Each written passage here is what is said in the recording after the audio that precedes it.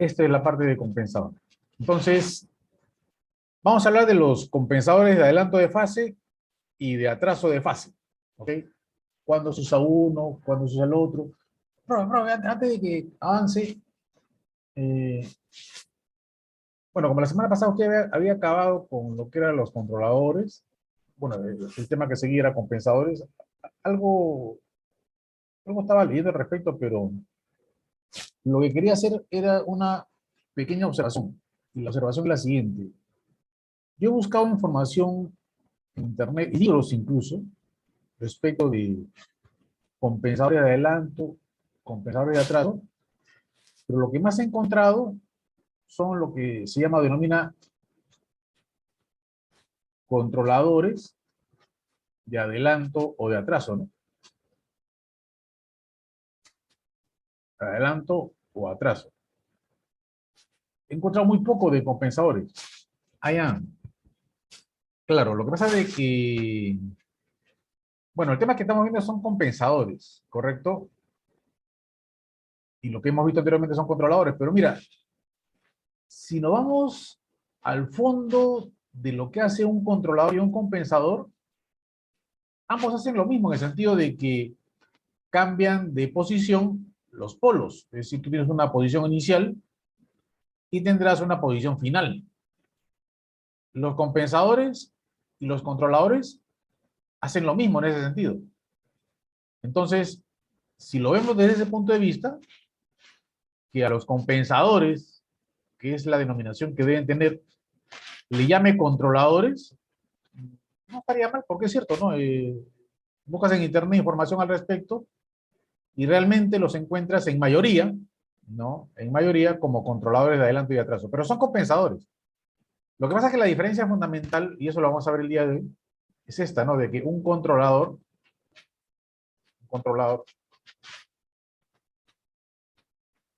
por ejemplo, un controlador PID, tiene esta función de transferencia, ¿no? KP más KI sobre S más KD por S. En otras palabras, el controlador sería KD por S cuadrado más KP por S más KI y sobre S. Es decir, una de las funciones principales que tiene un controlador, además de mover los polos, ¿ok? Es la posibilidad de eliminar el error en estado estable, y esto es por el polo en el origen. En el caso del compensador, como voy a ver contigo un instante, en el caso de un compensador, su función de transferencia es básicamente una ganancia, un cero y un polo, pero un cero y un polo real. Lo que significa de que la misión principal del compensador no es eliminar el error en estado estable, como sí lo es una de las funciones principales que tiene el controlador.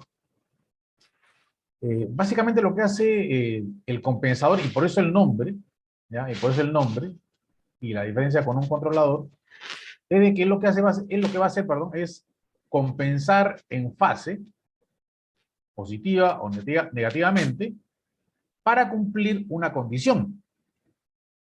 ¿Y esa condición cuál va a ser? Allá.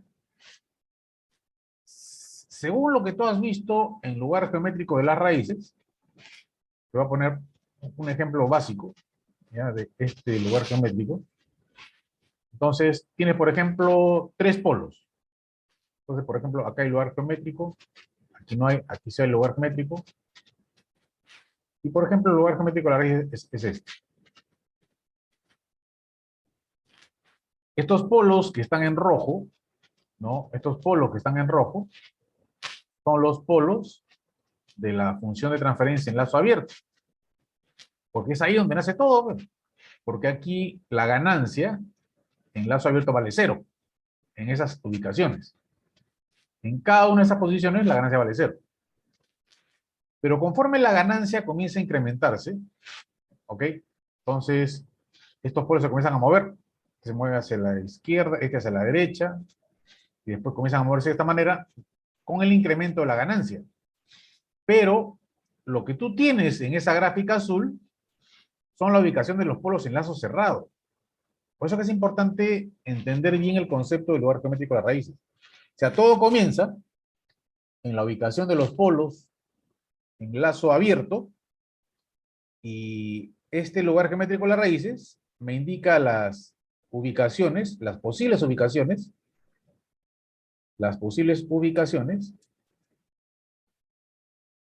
de los polos en lazo cerrado. ¿Ok? En lazo cerrado. Y el objetivo, como también me lo hicieron ver ustedes, es de que polo busca cero. O sea, por ejemplo, este polo, conforme la ganancia crece, él va a buscar cero. ¿Dónde está? En el infinito, pues. Los únicos elementos que pueden estar en el infinito son los ceros. No hay polos en el infinito. Entonces, este va a buscar un cero en el infinito y este va a buscar un cero en el infinito. Entonces, todo comienza en la posición roja, que son los polos de la función de transferencia de lazo abierto, y conforme la ganancia comienza a crecer, lo que obtiene como resultado son los polos de la función de transferencia en lazo cerrado. ¿Ok? Entonces, el objetivo fundamental de estos compensadores, ¿cuál es? Y si yo quisiera que los polos dominantes sean estos puntos que estoy marcando en azul, o marcarlo con otro color, para que se puedan visualizar. Que estos polos, que quiero que sean los polos dominantes, pero yo tengo que asegurarme que el lugar geométrico de las raíces pase por ahí. ¿Y cómo se asegura eso? Ah, tengo que verificarlo, pues. Y la verificación viene a ser utilizando uno de los dos criterios que tú has visto cuando has analizado el lugar geométrico de las raíces, que son el criterio de fase y el criterio de magnitud. Entonces, existe uno de esos dos criterios que me va a permitir, en este caso, asegurarme de que el lugar geométrico de las raíces pase por estos polos dominantes y saber cuándo no pasa. ¿Ok? Entonces, en muchos casos, cuando tú analizas los polos dominantes y el lugar geométrico de las raíces de la función de transferencia de lazo abierto, el lugar geométrico de las raíces no pasa por esos polos dominantes.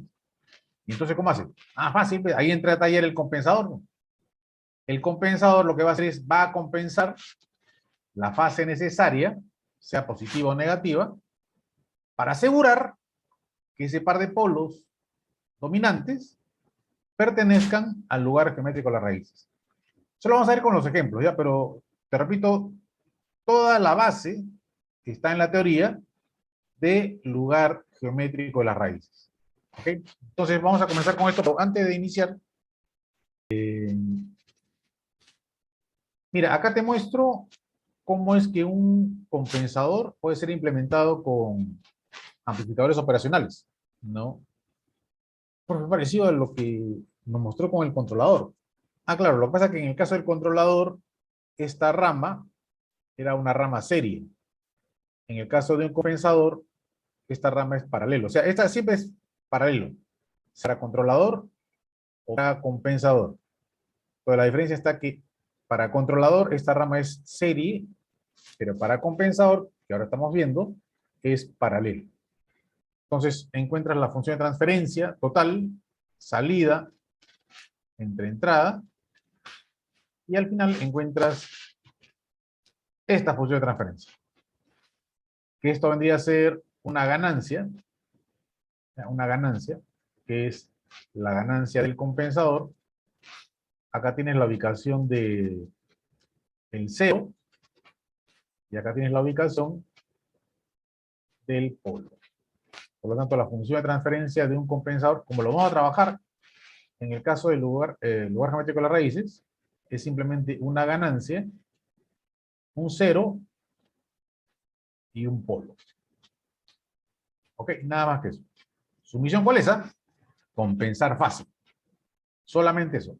Compensar fase. Por eso el término o denominación de compensador. Entonces, tienes un cero real y un polo real. En función de su ubicación relativa en el plano complejo, el compensador será en atraso o será en adelanto. En este caso, izquierda, es un compensador en adelanto. Nota de que el cero está más cerca del eje imaginario que el polo. Y un compensador en atraso, cuando el polo está más cerca al eje imaginario que el cero. Profe, ¿y cómo sabe que en este caso adelanta fase o atrasa fase? Ah, por el concepto del lugar geométrico, pues agarras cualquier punto, que puede ser un punto de prueba, que puede ser un polo dominante, por ejemplo, ¿no? Entonces, tienes uno y tienes el otro, solo se analiza con uno de ellos. Entonces, ese punto de prueba, ¿ya? Que podría ser el polo dominante, por ejemplo. Entonces, un punto de prueba hace que converja hacia el polo y el cero. ¿Ok? Cada uno de ellos formará un determinado valor angular. Aquí, por ejemplo, hay un valor angular, vamos a llamarle phi. Acá hay un valor angular, vamos a llamarle teta. Entonces, cuando tú dices una función de transferencia, hablo del compensador, tendrás, en este caso, un cero con su fase, o puede ser un conjunto de ceros. Al final, todo se puede hacer análogo a una magnitud y una fase. ¿Ok? Y en el denominador tiene polos y su fase. En otras palabras, esto será el módulo del cociente entre el cero y el polo, y la fase, que será phi menos teta. Ese es el concepto teórico.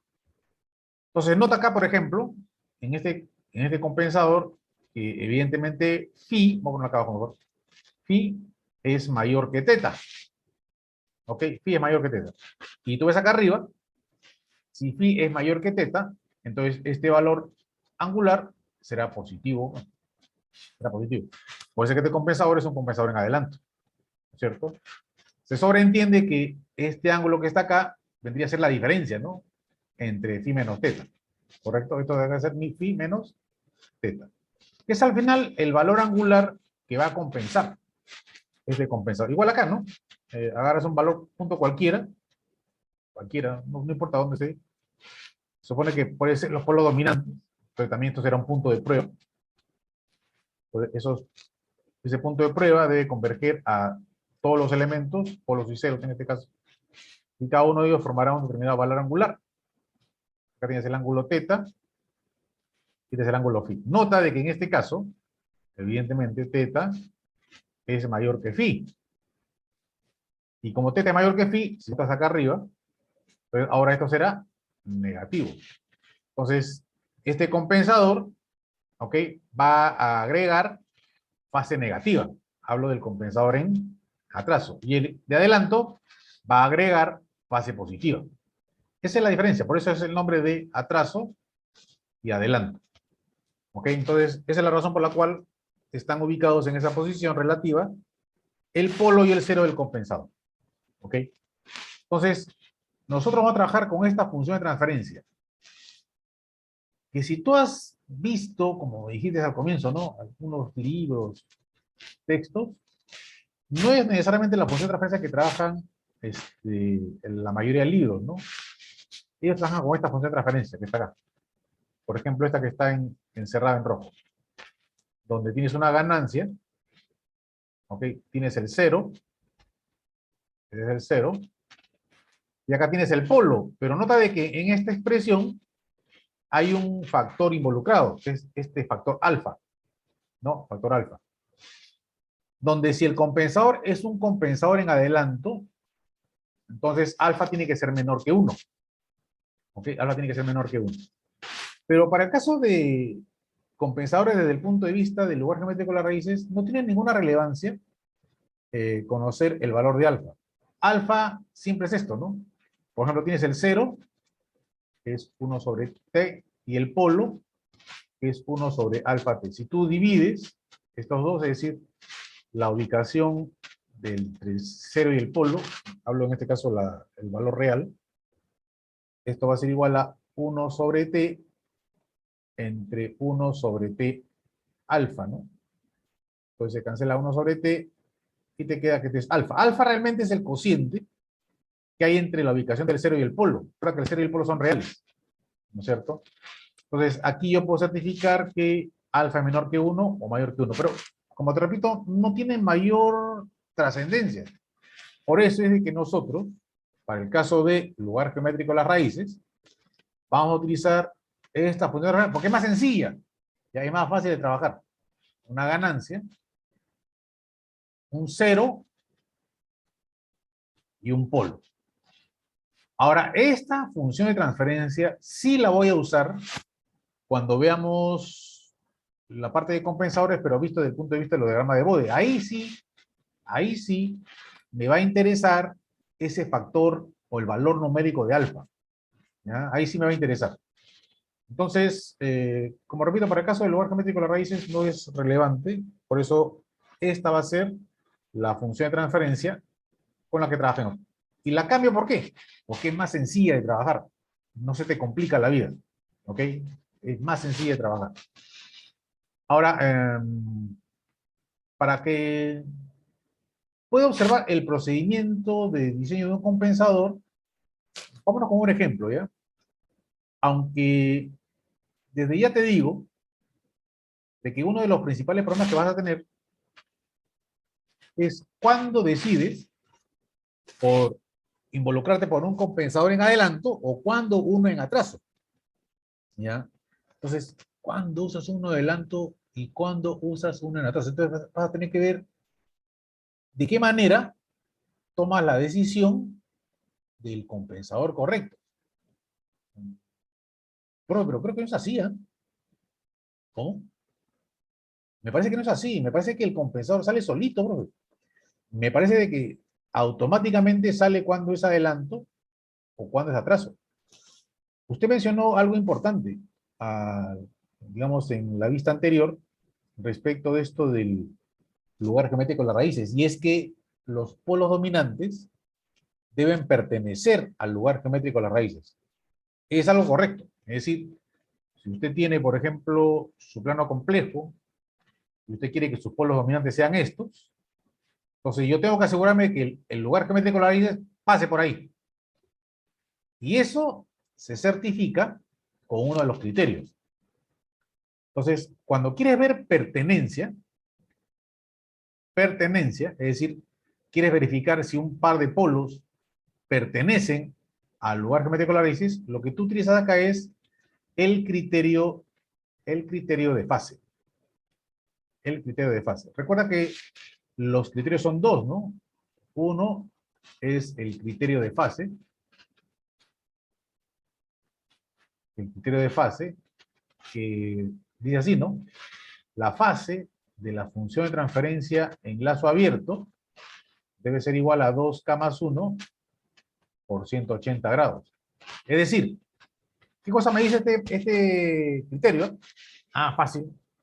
Ahí voy a regresar a la figura anterior para no hacer un dibujo nuevo. Acá, por ejemplo.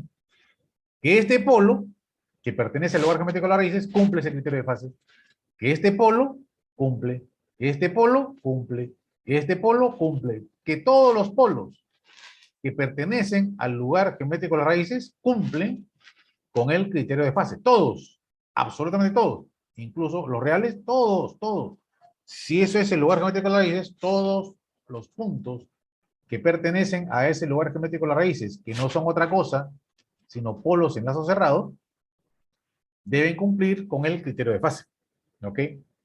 Y el otro es el criterio de magnitud, ¿no? El otro es el criterio de magnitud. De magnitud. Que es la que dice de que el módulo de la función de transferencia en lazo abierto debe ser igual a 1. ¿Y eso para qué sirve? Allá. Lo que pasa es que cuando tú usas el criterio de fase, yo puedo decir de que este par de polos pertenecen. ¿Ok? Es decir, son parte de ese lugar geométrico de las raíces. Pero yo tengo que asegurarme, ubicarme exactamente ahí, en esas posiciones. Y para eso sirve el criterio de magnitud. O sea, el criterio de magnitud me asegura, ¿no es cierto? Una vez que ya he certificado de que los polos pertenecen, hablo de los polos dominantes, es ubicarme en esa posición. Entonces, esa es la razón de esos dos criterios. Criterio de fase y criterio de magnitud. Entonces, para esto, vámonos con un ejemplito, ¿ya? Un ejemplito, para ver cómo se aplica esto, ¿no? Y este es un ejemplo sencillo que tiene como misión involucrarme en este concepto de diseño de un compensador. Por ejemplo, aquí lo que me piden es diseñar un compensador, para que estaba mostrado. Nota que tienes una planta que está en lazo cerrado, tal que la frecuencia natural no amortiguada, en lazo cerrado, se duplique y el factor de amortiguamiento se mantenga. Ajá. Entonces, la frecuencia natural no amortiguada nueva, vamos a llamarle así prima, tiene que ser el doble de la frecuencia natural no amortiguada que tenía el sistema. Y el factor de amortiguamiento nuevo tiene que ser igual al mismo factor de amortiguamiento anterior. Es decir, que no varíe. Esto me da una indicación, y lo que me está indicando esta condición es de que, por ejemplo, el overshoot no va a cambiar. Recuerda que el overshoot vendría a ser E a la menos factor de amortiguamiento por pi entre la raíz cuadrada de 1 menos E cuadrado. Es decir, el overshoot solamente depende del factor de amortiguamiento.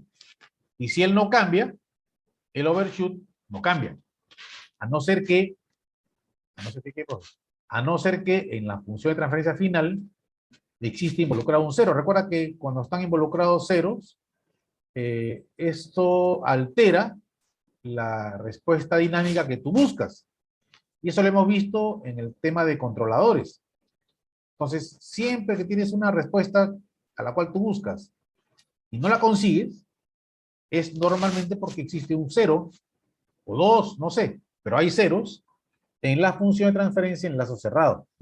Entonces, ese cero es el que altera esa condición. Entonces, no debería llamarme la atención si es que existe, digamos, una variación en el overshoot, a pesar de que no hay un cambio en el factor de amortiguamiento. Pero lo que sí va a cambiar, porque una de las condiciones que tú estás buscando es de que, perdón, un segundito,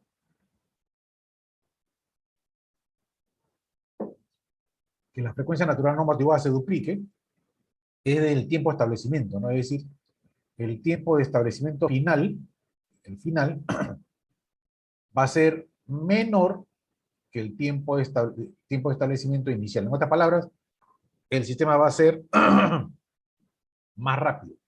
Y no saca esto, pues no me cochiné, pues sale de acá, pues, tiempo de establecimiento igual a 4 entre este producto. Pues.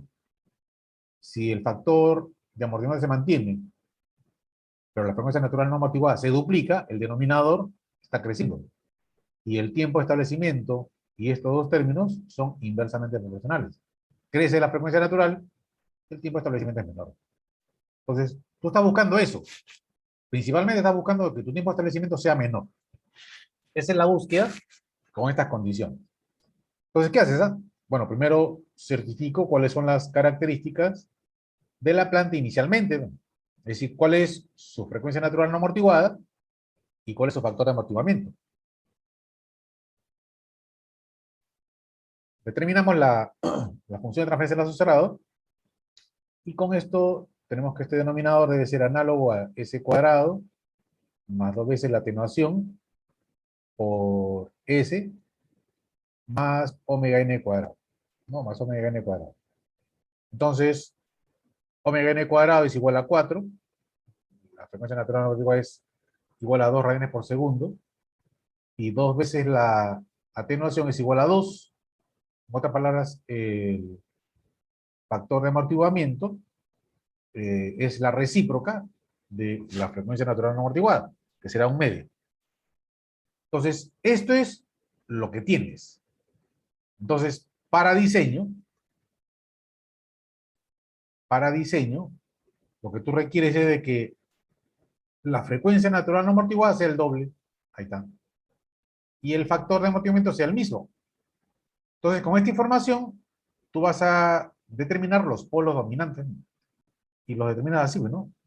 Entonces, los polos dominantes van a ser igual a menos el factor de amortiguamiento por la frecuencia natural no amortiguada, más menos J por omega n, la raíz cuadrada de 1 menos E cuadrado.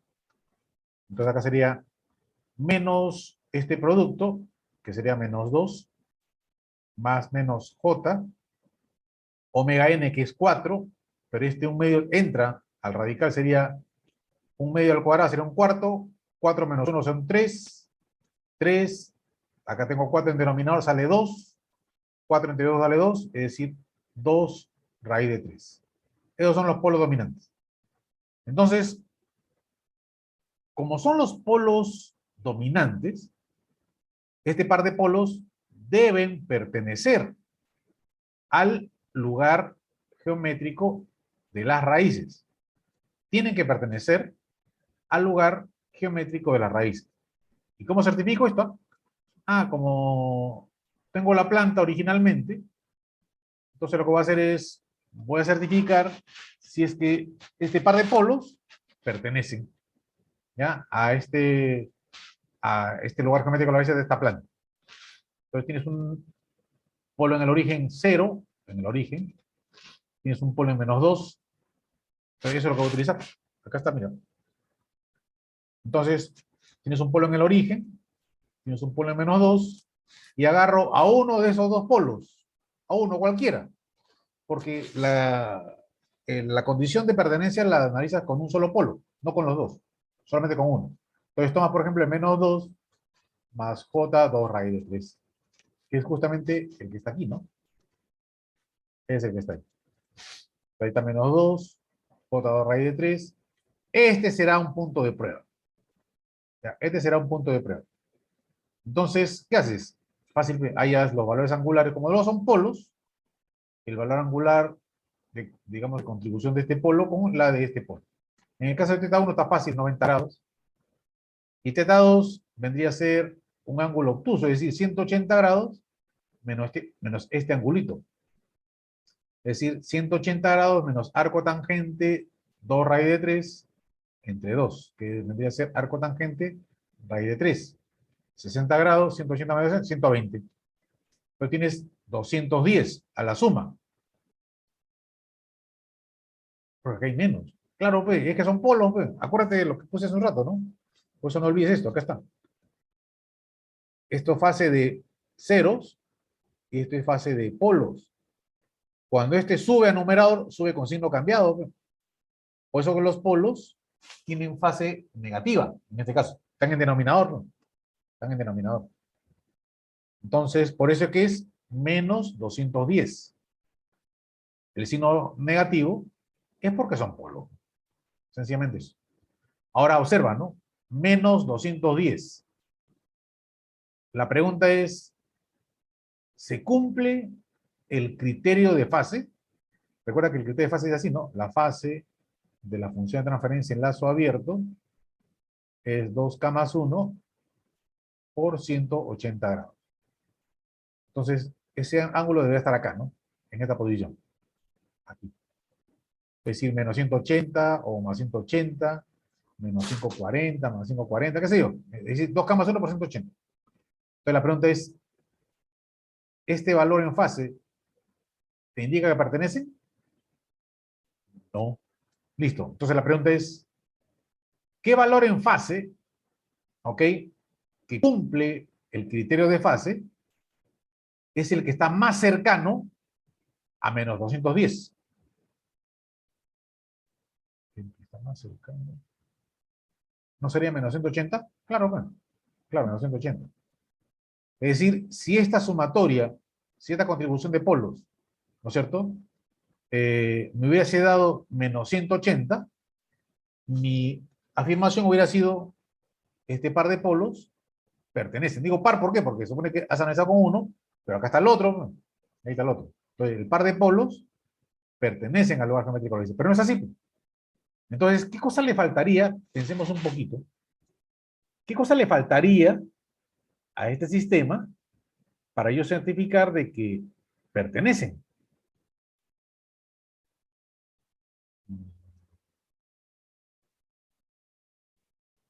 Que sea menos 180. Sí, claro, claro, que sea menos 180. Hasta ahí estamos bien. Pero tiene menos 210. Entonces, aquí es donde entra a tallar el compensador. Es decir, requieres de un compensador que te compense en fase, justamente. Por eso el criterio de compensadores en fase. Entonces, ¿cuál es la fase o la cantidad de fase con que requeriría contribuir ese compensador para que te dé menos 180? Más 30. Claro que si el compensador te contribuye con más 30 grados, entonces esto ya sería cumplido. Y lo que yo podría decir es de que el lugar geométrico de las raíces ya pasa por los polos dominantes.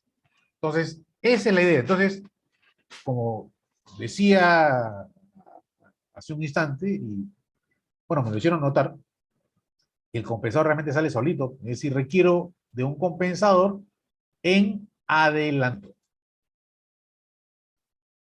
En adelanto. ¿Por qué? Porque requiere contribuir con fase positiva. Entonces, esa es la idea. ¿Ya? Esa es la idea. Entonces, bien, nota que es bien sencillo, ¿eh? No es complicado para nada. Entonces, acá está todo. Entonces, ahora agregamos el compensador para que el polo pertenezca al lugar geométrico de las raíces. Agregamos un compensador que contribuya angularmente o en fase con 30 grados positivos. Y esto lo hace un compensador en adelante. En adelante. ¿Ok? Un compensador en adelante. Entonces, con esto aseguramos la pertenencia de par de polos dominantes, ¿no?, en el lugar geométrico de la raíz. Entonces, profe, entonces compensado en adelanto significa de que debo tener esta condición. Entonces, 0 y polo, correcto. O sea, acá tienes menos P y acá menos C. Exactamente. Ahí está la forma que debería tener, o la posición relativa, ¿no?, que debería tener el polo y el cero.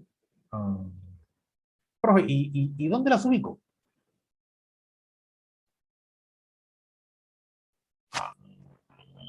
Ya, ya. Mira, me acabas de hacer una contra buena pregunta. Claro, ¿dónde lo ubico? Porque, por ejemplo, aquí yo he colocado el polo y el cero aquí, pero ¿por qué no está aquí y aquí el cero? ¿O por qué no está más acá y aquí el polo, por ejemplo, ¿no? Entonces, ya, esto más bien me da pie a lo siguiente, ¿eh? A ver, vamos a mantener esta información. Entonces, me está dando pie a observar lo siguiente. Mira, esto que te voy a mostrar es un ejemplo de aplicación de compensadores, ¿ya? Visto desde el punto de vista del lugar geométrico de las raíces. Esta es una planta de orden 3, donde su respuesta temporal vendría a ser esta que estoy mostrando. Nota que estás probando con un escalón unitario. Un escalón unitario. Entonces mira, el valor de salida, mira dónde tiende, ¿no? Un tremendo error, ¿ya? Pero es porque es una planta tipo cero, ¿ya? Una planta tipo cero. Y además, la ganancia estática, mira, la ganancia estática de la planta es 1/40, ¿no? Por eso es que la salida, pues, no tiende al escalón, ni llega a ser cercano al escalón. Entonces, ¿qué voy a hacer? Eh, para alguna situación particular, voy a implementar un compensador, ¿ya? O sea, lo que te voy a mostrar ya son los compensadores diseñados, ¿ya? ¿Cómo se diseñan? Eso lo vamos a ver ahora, ¿ya? Pero te voy a mostrar diferentes casos para esa planta de compensadores diseñados para ciertas condiciones, que son estas. Entonces, lo que estoy buscando es que el overshoot sea de 25% y el tiempo de establecimiento de 1,33 segundos. Nota que la salida no tiende al escalón. Hay error, ¿ya? Porque la planta es tipo cero y el compensador es también tipo cero. Entonces, si la planta de por sí tenía error, el compensador no lo va a eliminar. No es misión del compensador eliminar error en estado estable. ¿Ok? No es su objetivo. Por eso es que no tiene polos en el origen. Ahora, va a haber momentos, ya va a haber momentos donde de repente podía aprovechar la condición del compensador y agregarle polos en el origen, pero no es la misión. que tiene el compensador. ¿Ok? Entonces, su misión es básicamente compensar en fase. En adelanto o en atraso. Fase positiva o fase negativa. ¿De acuerdo? Entonces, quiero que notes que este es el compensador. Por ejemplo, tiene la ganancia, el polo y el cero real. La ganancia, el polo y el cero real. Nota de que los cuatro compensadores son diferentes. ¿Eh? Nota de que el polo y el cero están en posiciones diferentes. Pero no puede ser porque usted está buscando esto. Es que quiero hacerte notar lo siguiente, ¿no? De que la posibilidad para que un compensador cumpla con estas condiciones son infinitas. Es decir, yo puedo tener infinitos compensadores que cumplan con esa condición. Pero eso a mí me va a causar un problema. ¿Y el problema que me causa cuál es? Al momento del examen o al momento de una práctica, donde, por ejemplo, te pida diseño de un compensador y tú harás algo así, ¿no? Por ejemplo, mira, estos son los polos de tu planta, por ejemplo, y lo que va a hacer es, voy a agregar el polo y el cero compensador. Bueno, lo pongo por acá y por acá el compensador. Entonces, yo puedo fijar un elemento, por ejemplo, puedo dejar fijo este, y en función de la compensación, ya, en función de la compensación, ubico dónde estaba este polo, porque ahora tenía que haber una compensación en fase, un determinado valor angular. He fijado el cero y el polo lo encuentro. Pero también podría ponerlo más a la izquierda, más para acá, y este polo iría más a la izquierda, etcétera, etcétera. O sea, tengo un montón de posibilidades, infinitas, para lograr ese compensador. Y acá están las gráficas, mira. Están las gráficas. A este verde le corresponde el verde de arriba, ¿no? A este rojito inferior le corresponde el rojo inferior. Si tú calculas el overshoot y el tiempo de establecimiento, van a ser en los cuatro casos aproximadamente igual. Entonces, con esto te estoy haciendo notar de que tengo infinitas posibilidades, ¿ok? Para ese compensador. Entonces, lo que voy a hacer yo es, voy a definir algunos caminos, ¿ya? Formas de diseñar el compensador. ¿Para qué? Para que todos lleguemos a la misma respuesta, ¿no? Y sea más rápida la calificación, pero realmente, tú puedes fijar un elemento y determinar en función de la fase que quieras compensar el otro elemento. Entonces, esa es la realidad respecto del compensado. Entonces, si yo regreso, con respecto a donde nos hemos quedado, acá, entonces lo que voy a tener que hacer, es usar un procedimiento. Y primero voy a ver contigo este método, que se llama método de la bisectriz. Ya, este método lo he sacado de algunos ejemplos que hay de aplicaciones en Internet, ¿ya? Y que es un método, sencillamente. Ya, un método. ¿Y cómo es el método? Lo voy a explicar acá. Mira, tienes el par de polos de la planta y este es el polo dominante. Ahí es el polo dominante. Entonces, tu primer paso va a ser unir ese polo dominante con el origen. Allá, porque está este polo en el origen. Ah, no, no, no, no. No es porque hay un polo en el origen, ¿no? Porque podría ser que este polo no esté ahí, esté por acá. O sea, el procedimiento es unes este polo dominante con el origen. Haya o no haya un polo ahí.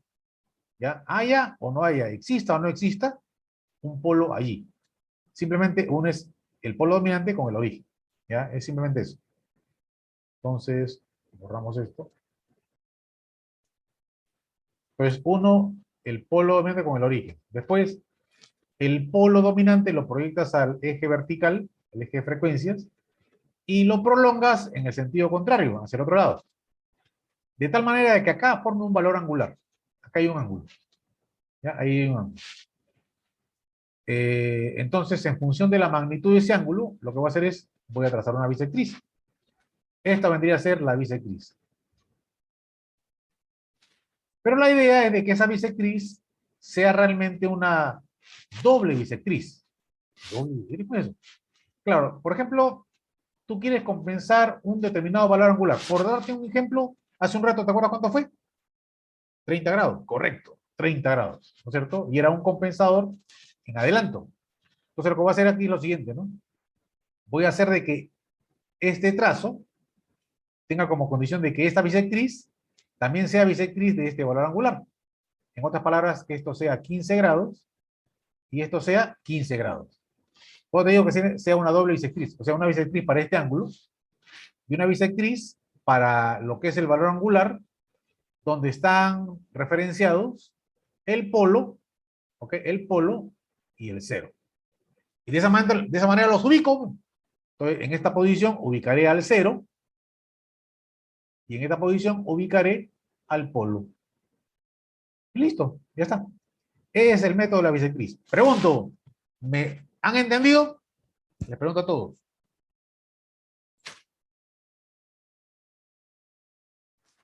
Bueno, con Sí, ustedes, ingeniero. es una tontería hacerles preguntas. No seamos José. Estoy pagando. Si responden bien, si no, también. No creo que de tiempo. Entonces, aquí lo que tengo es, utilizando el método de la bisectriz, he ubicado el polo y aquí estaría el cero. Ya, el cero. Entonces, en función de la ubicación, los valores angulares, acá es simplemente geometría.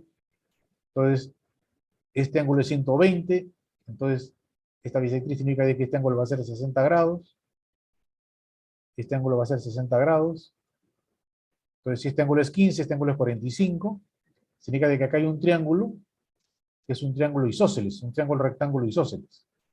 En otras palabras, este segmento y este segmento van a ser iguales. Entonces, estos son iguales. Entonces, esto lo llamo N. Es decir, el polo,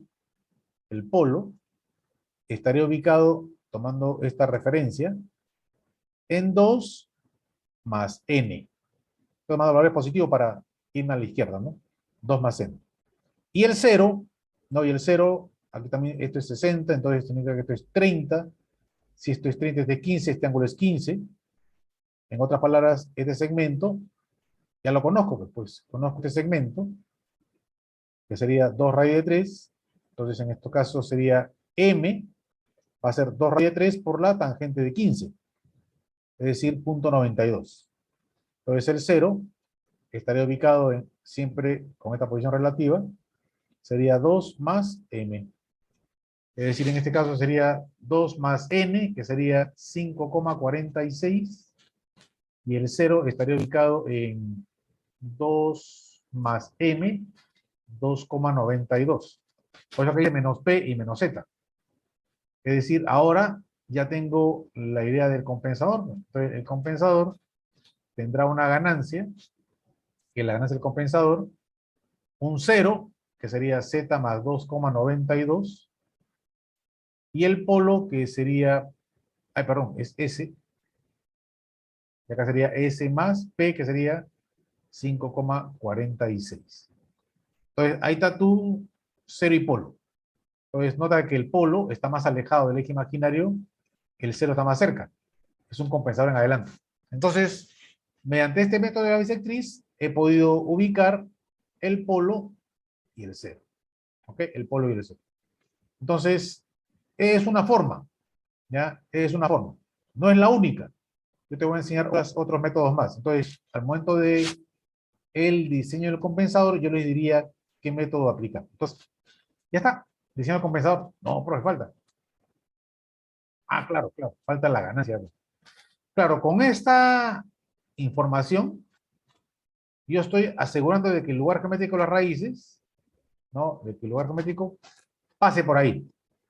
Por ahí y por aquí está el polo complejo y por acá. ¿No es cierto? O sea, por ahí va a ser. Pero yo tengo que ubicarme exactamente aquí. Y para ubicarme exactamente ahí, ahí aplicaré el otro criterio. En este caso es el criterio de magnitud. Entonces, Bueno, esto no tiene relevancia. Ya, esto es, si por ejemplo me interesase, acá, perdón, me pasa.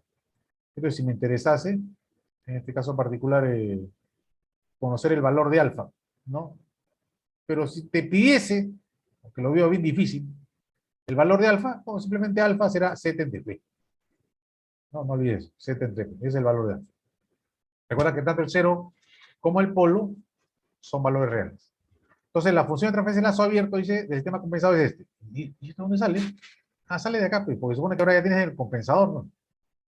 Ya tienes el compensado, tienes su ganancia, su cero, en este caso es 2,92, su polo, en este caso es S más 5,46, la planta, que ya la tienes inicialmente, que era en este caso 4 entre S y S más 2.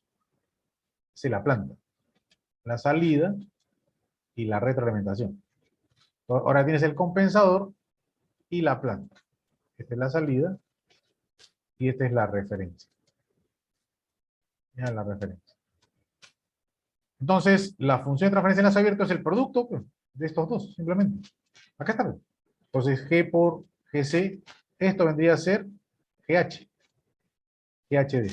Es 4KC por S más 292 entre S por S más 2 y S más 540. Esta es la función de transferencia en lazo abierto. Entonces, para encontrar el valor de esta ganancia, lo que tengo que utilizar es el criterio de magnitud. ¿Ya? El criterio de magnitud. Y dice que el módulo de GHDS debe ser igual a 1. Pero ¿eso cuándo? Cuando tú evalúas el valor de S en la posición de los polos dominantes. Entonces, ese asterisco es polo dominante. No, polo dominante. Entonces, si te das cuenta, acá está la idea. ¿No? Uno de los polos dominantes es con el mismo polo con el que hicimos la prueba. S igual a menos 2 más J2 raíz de 3. Y esto tiene que ser igual a 1. Entonces, el módulo de esto tiene que ser igual a 1. El módulo de esto tiene que ser igual a 1. El módulo de esto tiene que ser igual a 1. Entonces, nos vamos al otro lado y acá está. ¿Sí? El módulo, acá le faltó, tiene que ser igual a 1, evaluando en esta posición. Entonces, puedes despejar, por ejemplo, KC. Acá despejo 4KC y estaría subiendo así, ¿no? Sería, a ver, lo voy a poner acá. 4KC, que va a ser igual a S, S más 2, S más 5,46, y todo esto entre S más 2,92. Entonces, ¿qué hay que hacer acá?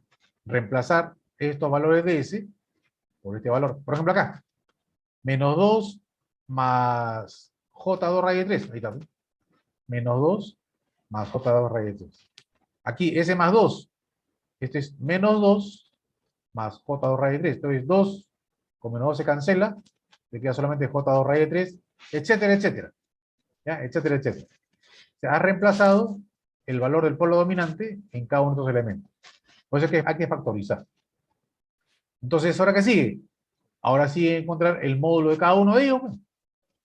Entonces, cuando tú tienes un número complejo, que es, por ejemplo, menos sigma más menos j omega, por ejemplo, uno de los polos.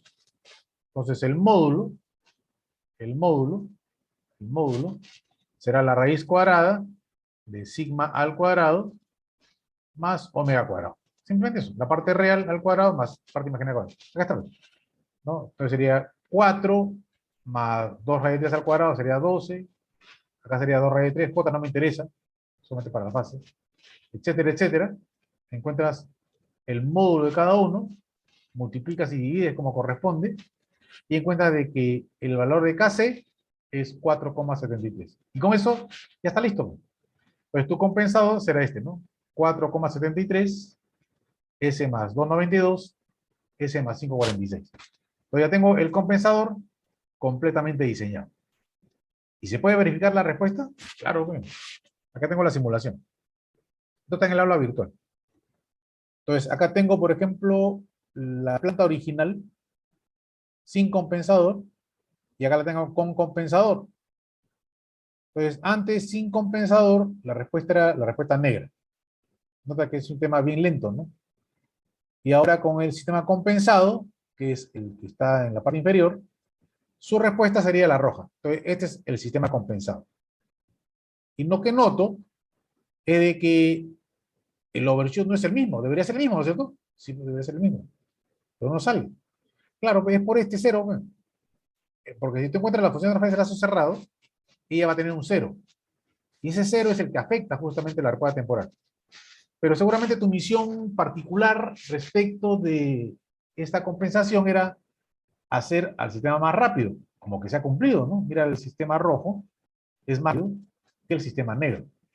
Y se ha cumplido la condición. Además de que, como ya te había dicho en algún momento, y eso me acuerdo, yo te lo dije en los controladores, tú cuando, digamos, exiges ciertas condiciones a una planta, esas condiciones no son rígidas, ¿no? Es decir, yo quiero overshoot 20% y tiempo de establecimiento 2 segundos.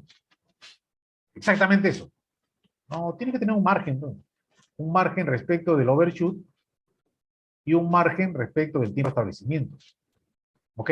Porque siempre van a haber pequeñas variaciones. Entonces, la idea de que dentro de esos márgenes, ¿ok?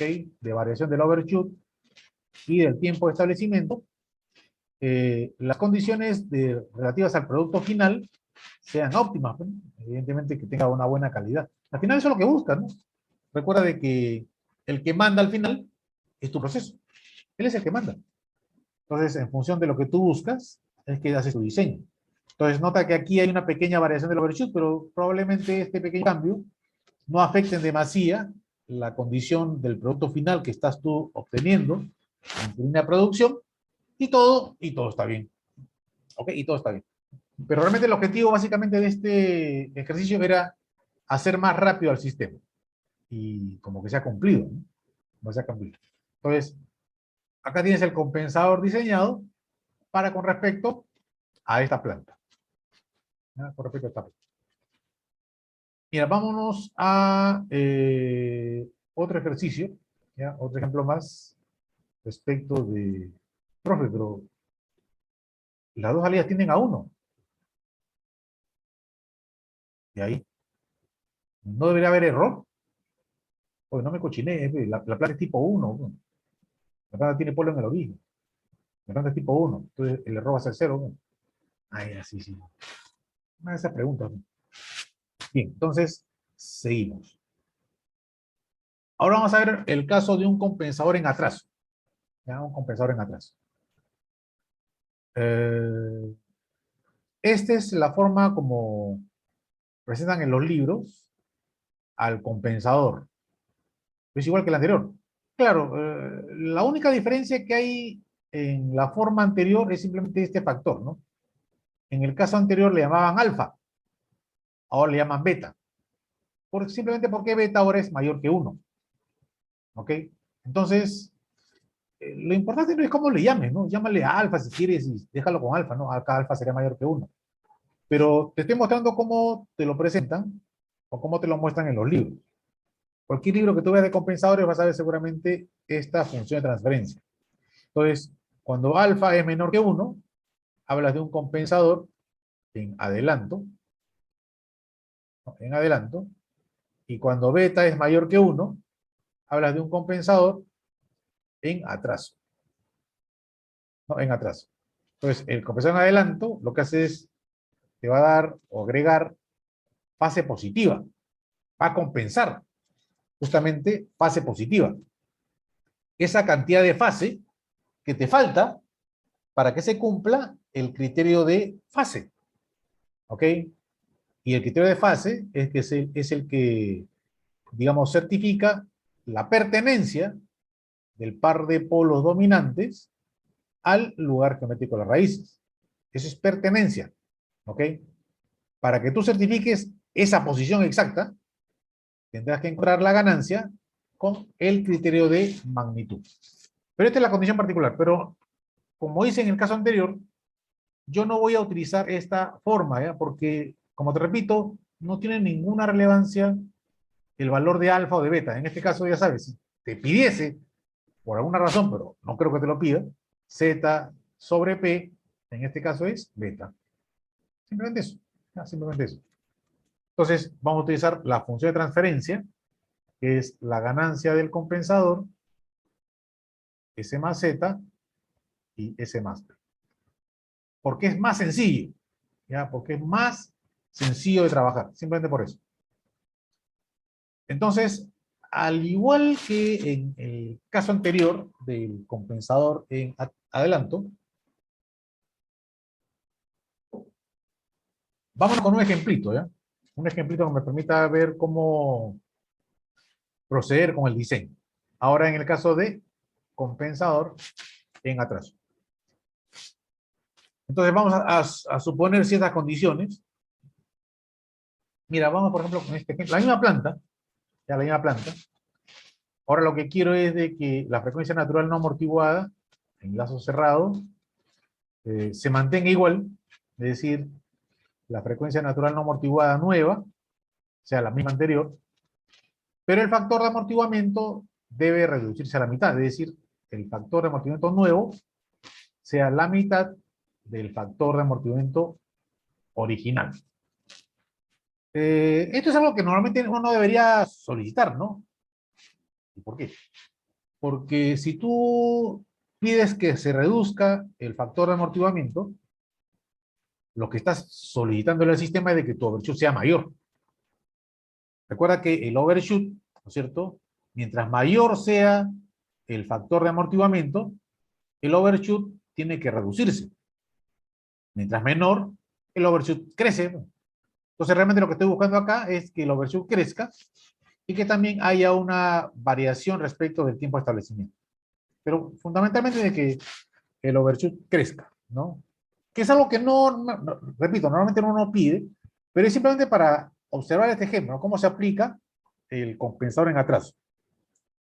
Lo que pasa es de que en el caso del lugar geométrico de las raíces, el compensador en atraso no se usa mucho, ¿ya? Se usa muy poco. El que más se usa es el compensador adelante.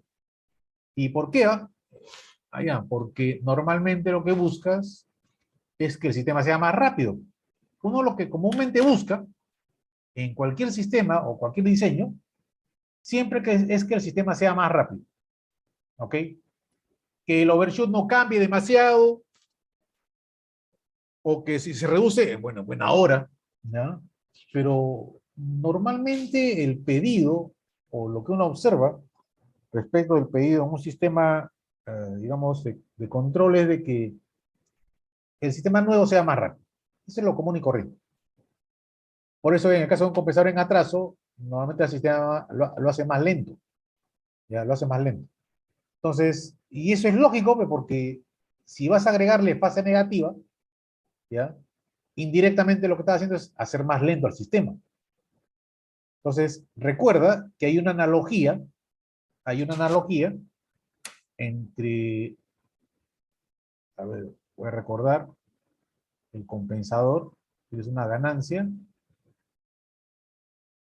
un cero y un polo, ¿no? Un cero y un polo. Entonces, el cero es análogo a la acción derivativa. Claro, es un derivador, pues. ¿Y qué hace la acción derivativa? Hace más rápido el sistema. Correcto, pues, correcto. Hace más rápido el sistema. Y el polo lo hace más lento. Entonces, cuando el compensador, por ejemplo, el que predomina es la fase del cero, es porque estás agregando fase positiva y estás haciendo que el sistema sea más rápido. Si no, mira lo que pasó hace un rato. Mira, este era un compensador en adelanto y el sistema es más rápido. Este es el rojo, es más rápido. No es más rápido. Pero si tú utilizas un compensador en atraso, es decir, la fase del polo va a predominar sobre la fase del cero, al sistema lo vas a hacer más lento. Aunque también es verdad, ¿ya? Es verdad de que hay casos muy particulares, ¿ya? Muy particulares, donde sí busco que el sistema sea más lento. ¿no? Está más lento. Claro, lo que pasa es de que, a ver, tienes algo como esto, ¿no? Tienes algo como esto. Tienes, por ejemplo, una respuesta que tiene una respuesta como esta, por ejemplo. Digamos que el error sea cero. Tienes un determinado tiempo de establecimiento. Pero la respuesta es como la respuesta de un sistema subamortiguado. Recuerda que cuando tienes este tipo de respuesta, es porque los polos dominantes son polos complejos conjugados, ¿no es cierto? Es decir, tu factor de amortiguamiento está entre 0 y 1. Pero podría ser que tú busques que este overshoot se reduzca. Y eso normalmente lo vas a hacer con un sistema más lento. Es decir, ahora vas a tener algo como esto, ¿no? Poco overshoot, o de repente nada, como un sistema sobreamortiguado. Entonces, esto donde se vea, eso yo me acuerdo haberte puesto un ejemplo de cuando usas respuestas de este tipo, ¿no? Y ahora, bueno, que está de moda esto de las minas, ¿no? Los molinos, que tienen toda mina, que es la que hace que la materia prima, que es la piedra, que viene en este caso de las minas, ¿no? Las comienzan a chancar, las pulvericen. Y eso lo hacen los molinos, ¿no? Eso hacen los molinos. Los molinos no son otra cosa que cilindros muy grandes que son accionados por motores. O sea, acá tienes un motor, ¿no? Un motor. Entonces, cuando tú cambias de carga, en el caso del molino, porque este molino comienza a girar con una determinada velocidad, entonces cuando cambia de carga, más carga, menos carga, entonces este motor va a tender a girar más o menos, es decir, va a ir en una etapa transitoria, que de repente quiere ser así. No, así no puede ser, pe. Es un motor, ¿no? Es un motor que está moviendo en este caso a un molino. Este es un molino, no un molino. Entonces lo que hace normalmente es, se va a estabilizar por debajo del valor deseado. Si tú quieres que esa velocidad siempre sea 20 RPM, por decirte algo, ¿no? O 30 RPM, entonces lo que tienes que hacer simplemente es observar el detalle de qué cosa es lo que estás buscando. Y estás buscando un sistema que sea más lento, ¿ok? Que sea más lento. Entonces estás buscando un sistema parecido a la respuesta de un sistema sobreamortiguado. Entonces ahí de repente estoy buscando que un sistema que originalmente tenía una respuesta como esta, llevarla a la forma de un sistema sobreamortiguado. Y eso es lentitud, ya eso es lentitud. Entonces, pero no es lo común, ya no es lo común. ¿Pero hay casos? Ah, claro que sí, pues, por supuesto de que hay casos en los cuales yo pueda solicitar o pedir una aplicación de ese tipo. ¿Ok? Entonces, igual como en el caso anterior, hallo la función de transferencia de lazo cerrado y este denominador tiene que ser análogo al S cuadrado más 2 veces la atenuación por S más omega n cuadrado. Entonces, omega n cuadrado igual a 4, la frecuencia natural no amortiguada de este sistema es de 2 radianes por segundo, y su factor de amortiguamiento es 0.5. Es lo mismo que obtuvimos hace un rato, ¿no? Hace un instante. Entonces, ahora para diseño, ok, para diseño, lo que estamos buscando es de que la frecuencia natural no amortiguada se mantenga igual, pero que el factor de amortiguamiento se reduzca a la mitad. Entonces, ¿qué vas a hacer con esto? Fácil, bien. Vas a calcular los polos dominantes, ¿no? Los polos dominantes. Entonces, los polos dominantes tendrán la forma menos la atenuación, más menos j, omega n por la raíz cuadrada de 1 menos e cuadrado. Entonces, reemplazas simplemente, multiplicas 2 por un cuarto, sería un medio, sería menos un medio, más menos j, por acá sería, esto sería 2, acá sería un cuarto al cuadrado, sería 1 sobre 16, 15, perdón, 16 menos 1, 15, acá tienes, sale 4, y 2 entre 4 sería un medio, sería raíz de 15 sobre 2.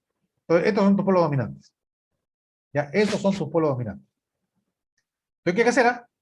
Bueno, certificar si estos polos dominantes pertenecen al lugar geométrico de este sistema, ¿no? Entonces, Si no pertenece, significa de que tiene que entrar a tallar acá un compensador, ¿no? Que compense la fase positiva o negativa. ¿Qué le falta para para cumplir con el criterio de fase? Entonces, aquí está. Tienes el polo en el origen. Y el polo en el origen, el polo en -2, son de la planta. Acá tienes uno de los polos dominantes, solamente con uno. Entonces recuerda que este es un punto de prueba. ¿No? Es un punto de prueba. Con el que vas a confirmar si es que este par de polos pertenecen o no. Evidentemente no pertenecen, ¿no? ¿Por qué? Porque si tengo dos polos reales, yo sé que el lugar geométrico es una mediatriz. Es decir, debería pasar por -1. Pero este es -1 medio. Pero hay que certificarlo. Y lo certificas con el criterio de fase.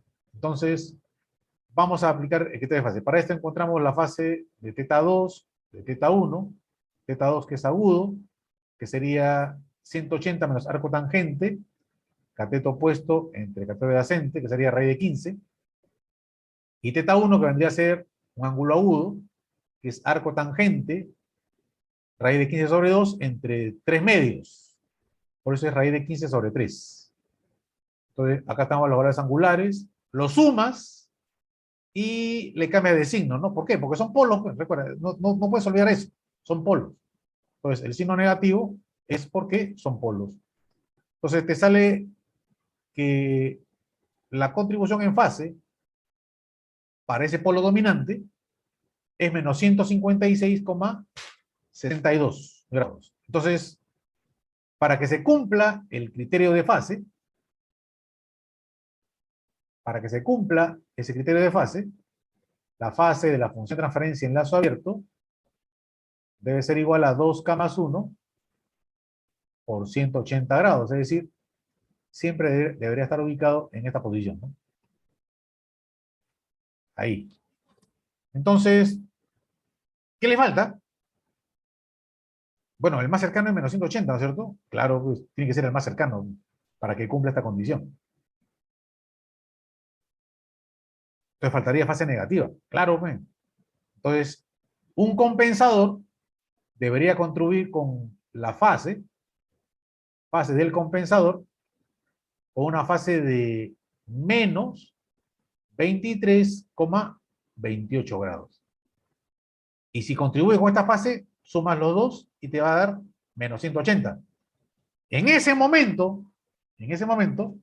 recién puedo afirmar que este par de polos va a pertenecer al lugar geométrico de las raíces. ¿Correcto? Entonces, sería un compensador en atraso, ¿no? Entonces, para que el polo pertenezca a este lugar geométrico, agregamos un compensador, ¿no? Que contribuya angularmente con menos 23,28 grados. Entonces, fase negativa es un compensador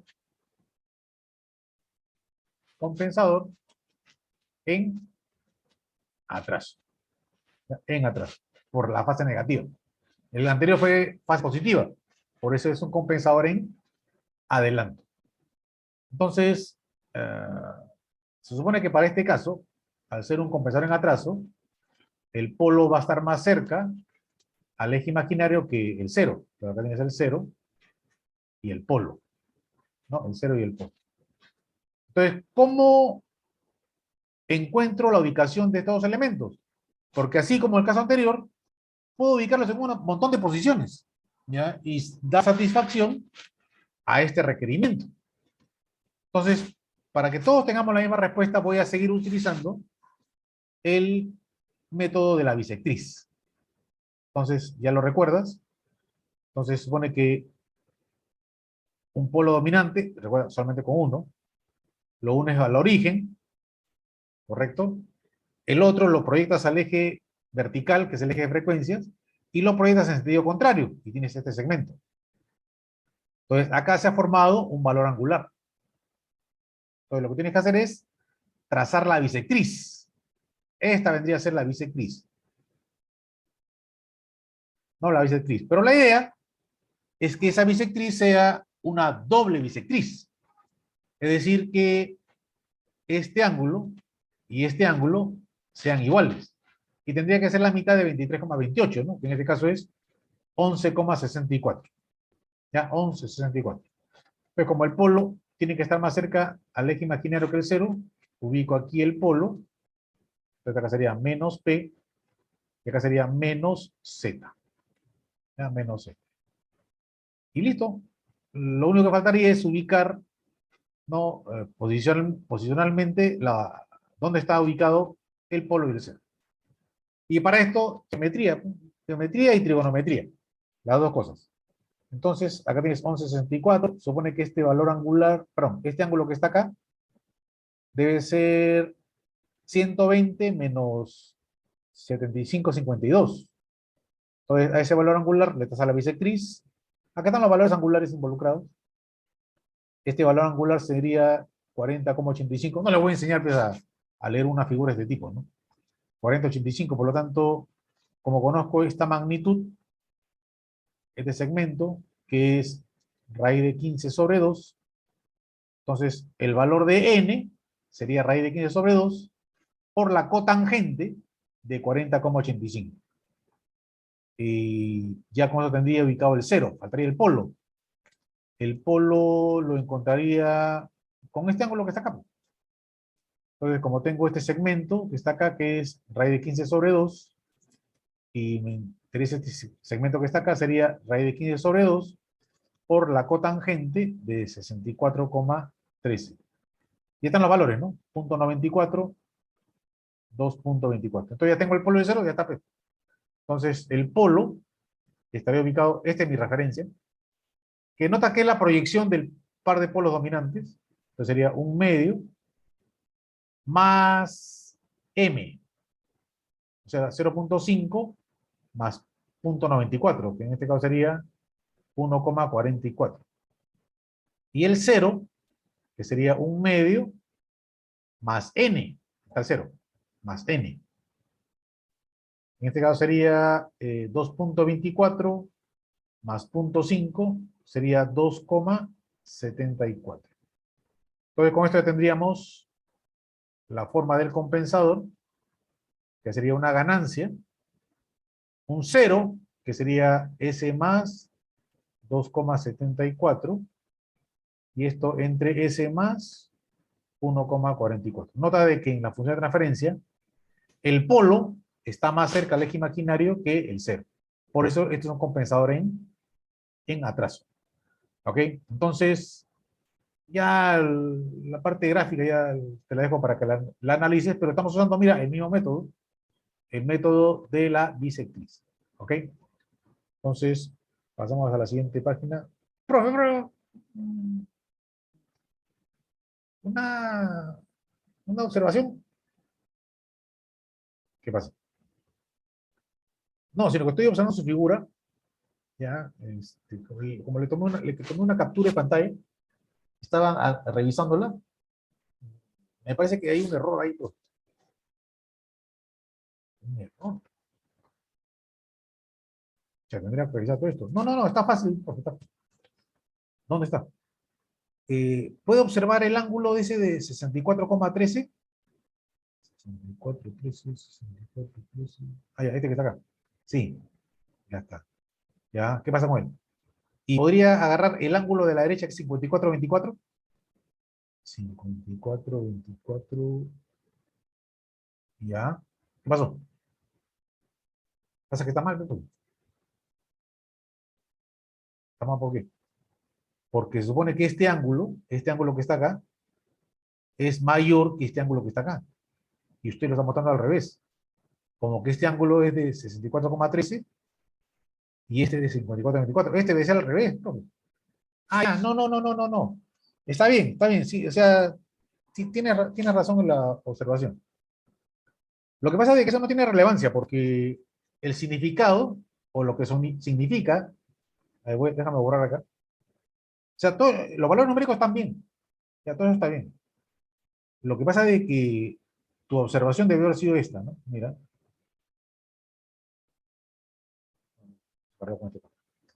Lo que pasa es que realmente este polo no está ahí, sino que ese polo está por acá.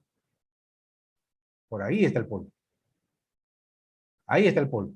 Este es menos P. O sea, menos 1,44. O sea, no está aquí, sino está acá. Y el 0 está un poquito más a la derecha.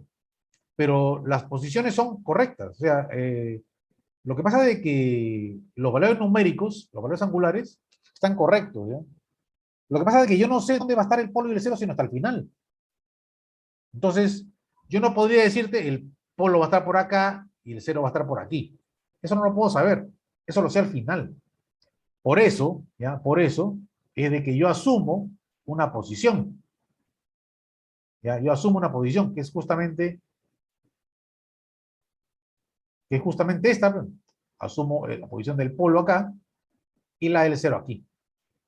Y después, con el resultado, ahí me daré cuenta si este polo realmente está bien ubicado, pero como tú me dices, realmente está aquí, está por aquí, menos 1,44. Realmente está ahí, no está acá. ¿Ok? Pero no me diga que esté mal, o sea, lo están bien, está bien. Simplemente la posición real, ¿no?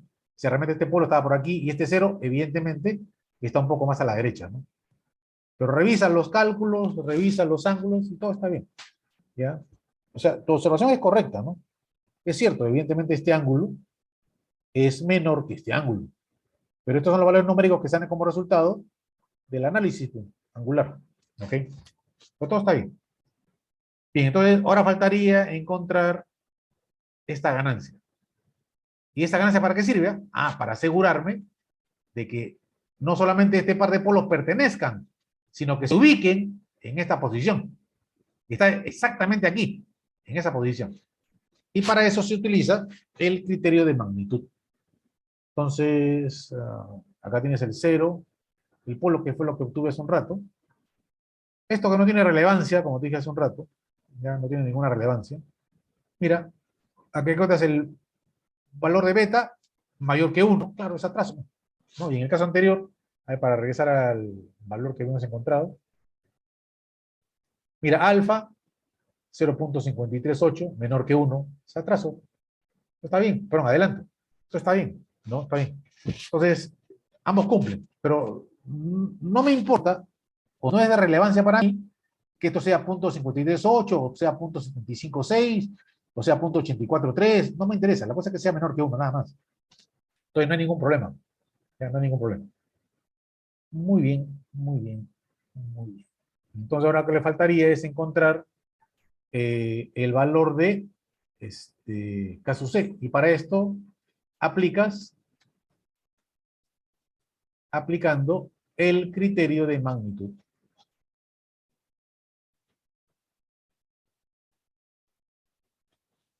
Aplicando el criterio de magnitud, que vendría a ser esto, ¿no? La función de transferencia, perdón, la función de transferencia, ahí estoy poniendo la fase. La función de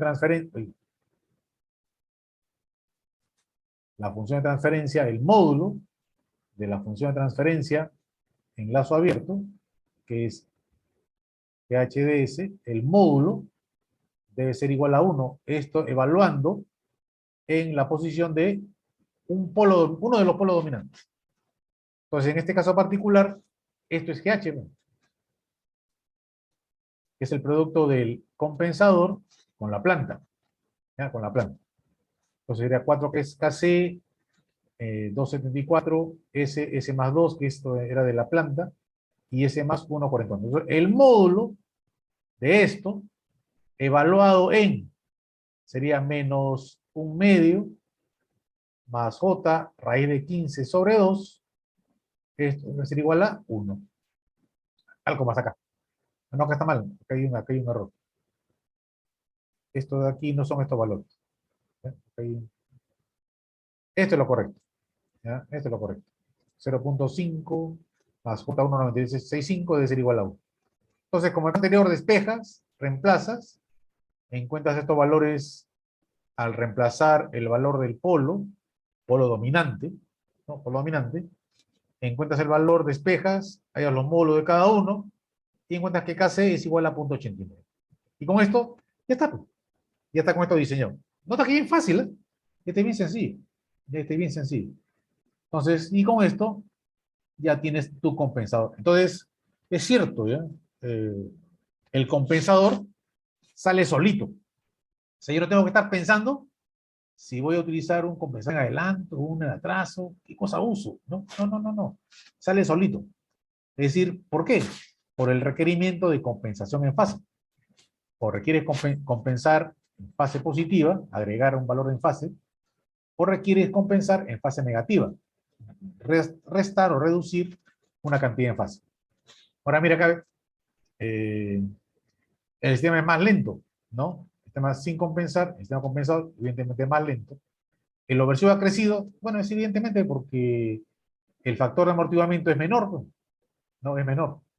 Y si el factor de amortiguamiento se ha reducido, si reduces el factor de amortiguamiento, evidentemente el overshoot va a crecer, ¿no? Va a crecer. Entonces, eh, si tú observas la respuesta, tal vez no sea lo ideal en la búsqueda de la respuesta de un sistema, pero te lo pongo como un ejemplo, ¿no? Un ejemplo de aplicación de cómo es que el sistema pide solito que requiere un compensador en atraso. ¿Ya? Un compensador en atraso. A ver, mira, acá tengo otras aplicaciones, ¿no? Para que veas cómo un compensador tiene, digamos, otras formas o caminos de poder determinar. Repito, si tú tienes esto, por ejemplo, ¿no? Tienes tu planta que tiene un polo por aquí y un polo por acá, ¿ok? Y digamos que tu polo dominante está por aquí, ¿ya? Tu polo dominante está por ahí. Entonces tú requieres, por decir algo, un compensador en adelanto. Entonces se supone que acá tiene que estar tu cero y por acá tu polo. De tal manera de que este ángulo sea el ángulo de compensación. ¿No? Esta es la compensación. La compensación. Entonces, si este cero tú lo mueves un poquito más a la derecha, evidentemente este polo también se va a mover un poco a la derecha. No en la misma proporción, ¿no? Evidentemente. Porque este ángulo siempre tiene que mantenerse. Ese siempre tiene que ser igual. Entonces, tengo una infinidad de posibilidades para la compensación, pero hay ciertas consideraciones que tienes que tomar en cuenta. Y entre esas consideraciones está lo siguiente, ¿no? Por ejemplo, yo podría agarrar este cero y llevarlo más a la izquierda. Pero aguanta, es que si llevas este cero más a la izquierda, por ejemplo, por acá, para que esta fase se mantenga, el polo tendría que estar bastante más alejado. ¿Para qué? Para que esa fase, para que esa fase sea la misma que está acá. Entonces, este polo ya pierde un poco de efecto. Entonces, tampoco no puede estar tan lejos. Ya, tampoco no puede estar tan lejos. Entonces, por eso es de que la sugerencia que te hago es el método de la bisectriz.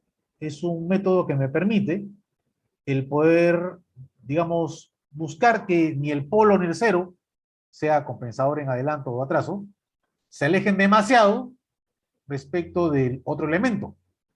¿Ok? Pero realmente es así, ¿no? ¿Lo pongo más a la izquierda? Bueno, teóricamente sí. ¿No? Mueve más a la izquierda, pero este polo se va a mover mucho más hacia la izquierda. Entonces va a estar mucho más alejado y cuando está mucho más alejado, prácticamente pierde efecto, ¿no? Ese polo en el compensador. Por eso hay que tener mucho, mucho cuidado al momento de esas condiciones. Mira, acá te voy a mostrar otro ejemplo, ¿ya? Otro ejemplo de diseño de compensadores. Este procedimiento se usa comúnmente en el caso de los compensadores en adelanto, ¿ya?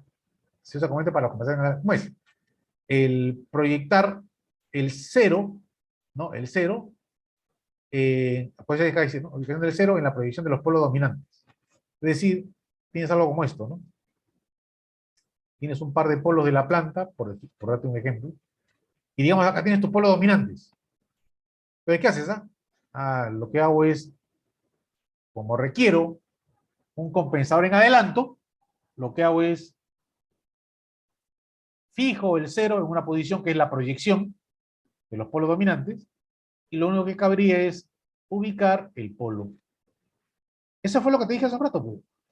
Es decir, yo lo que hago es fijar un elemento, o sea, uno lo está fijando un elemento, para encontrar después el otro, en función de la compensación. Profe, ¿y este procedimiento se podría utilizar para compensadores en atraso? Sí, también, claro que sí. Lo que pasa es que en mayor proporción, esta aplicación se usa en compensadores en adelanto. Como te dije hace un rato, y vuelvo a insistir en esto, los compensadores en atraso se usan muy poco, ¿ya? Se usan muy poco. Normalmente uno busca aplicar compensadores en adelanto, ¿ok? Pero por eso es de que en algunos libros, textos, usan este procedimiento para el caso de compensadores en adelanto. Pero en el caso de atraso, la verdad que también se podría usar. No hay ningún problema, no hay ninguna razón por la cual no se pueda aplicar. En ese caso particular sería algo así, ¿no? Tiene tu par de polos, entonces tienes tu, en este caso, polo, cero, y por ejemplo tienes esto, ¿no? Y acá tienes la fase que tienes que compensar. Ese sería el compensar en atraso. No hay ningún problema, ningún problema. Vamos con un ejemplo de esta aplicación. Ahora es de la planta. Ahora se te dan la información de los polos dominantes. Se quiere, por alguna razón, que estos sean los polos dominantes. ¿Ok? Entonces, ¿qué hay que hacer? Hay que verificar si esos polos dominantes pertenecen al lugar geométrico de las raíces. Es decir, este es menos 2, esto es 0, esto está en menos 3, si estamos por acá. Menos 3 y J 2 raíz de 3. Acá tienes un polo dominante. Entonces el procedimiento es verificar que ese polo dominante pertenezca al lugar geométrico. No va a pertenecer, porque si son estos dos polos, tus polos en lazo abierto, el lugar geométrico es una mediatriz, ¿no es cierto? Entonces no va a pertenecer. Entonces lo que vamos a obtener es la magnitud en fase que requeriría compensar para que este par de polos, que hacemos solamente uno, pertenezcan al lugar geométrico de las raíces. Pero hay una pregunta. ¿Qué pasa? Digamos de que podría borrar ese polo dominante que he puesto. Este, sí. Ya. ¿Qué pasa? Ya, mire, vamos a suponer que por alguna razón, al momento del cálculo, o de repente usted, ya, me pide que el polo dominante sea menos 1 más J2 raíz de 3. Ya, o sea, acá, menos 1, algo así. Sí, que este sea. Ya, sí, exactamente. O sea, me pide usted que este sean mis polos dominantes. Ya, ¿qué pasa? Lo que pasa es de que este par de polos dominantes pertenecen al lugar geométrico. Ah, sí, pues claro, claro, porque el lugar geométrico es una mediatriz, pues claro. Entonces, el lugar geométrico de la raíz vendría a ser esto. Va a intersectar en menos 1. Claro, en ese caso, ¿cómo sería el compensador? Ah, ya. Bueno, en este caso, tu compensador sería simplemente una ganancia, porque ya no habría la necesidad de agregar un polo o un cero para compensarlo en fase. Ya no habría esa necesidad. Lo que pasaría de que solamente requerirías un valor de ganancia para certificar o verificar que el par de polos estén ubicados en esa posición, nada más. O sea, solamente tendrías que utilizar el criterio de magnitud para esa condición. Entonces, ya no requieres cero y polo para compensar fase. Solamente una ganancia. Nada más que eso. Ah, ya, ya, listo. Ya entendí. Ya, ok. Entonces borramos. Entonces, vamos a lo que nos pidieron. Entonces, el pedido era de que el par de polos dominantes sea menos 3, sea menos 3, J2 raíz de 3. Es decir, acá pongo uno de ellos, nada más. Entonces, este es un polo dominante, que es un punto de prueba, ¿no? Polo dominante. Entonces, la idea es de que ese polo pertenezca al lugar geométrico de las raíces. Entonces, tienes que proyectar hacia los polos y ceros, bueno, son polos en este caso, y encontrar los valores angulares. ¿Ok? Encontrar los valores angulares, sería teta 1 y teta 2, por ejemplo. ¿Qué debe estar hacia el otro lado? A ver, vamos a ver. Acá están, ¿no? Entonces, tanto teta 1 como teta 2 serían ángulos agudos, perdón, obtusos. Entonces, teta 1 sería teta 1 180 menos este ángulo, que sería arco tangente 2 raíz de 3, porque esto vale 1. Y el otro teta 2, que sería 180 grados, menos este ángulo, que sería 2 raíz de 3 entre 3, que sería 130.89. En este caso, la fase total es menos 237. ¿Ya saben por qué menos? Porque son polos. Entonces, en este caso, lo que requeriríamos es compensar fase positiva. Es decir, compensar con una fase positiva de ¿cuánto le falta? No, le sobra, ¿no? Porque sería menos 180. Claro, le sobra, ¿no? Entonces sería 57. Claro, alguien que sume 57 grados. 57 grados. Entonces, ¿qué es lo que voy a hacer? Fácil. Como este es el par de polos dominantes, a él lo voy a proyectar y voy a ubicar acá el 0. Ahorita el 0. Entonces lo que faltaría es el polo. Entonces el polo lo vas a ubicar, por ejemplo, en esta posición. De tal manera que este ángulo que está acá sea 57 grados. Simplemente eso. Y con eso tendrías ubicado el polo y el 0. Nota que el 0 está ubicado, es decir, tu compensador sería la ganancia que no conozco, pero el 0 sí lo conozco, pues sería S más 3.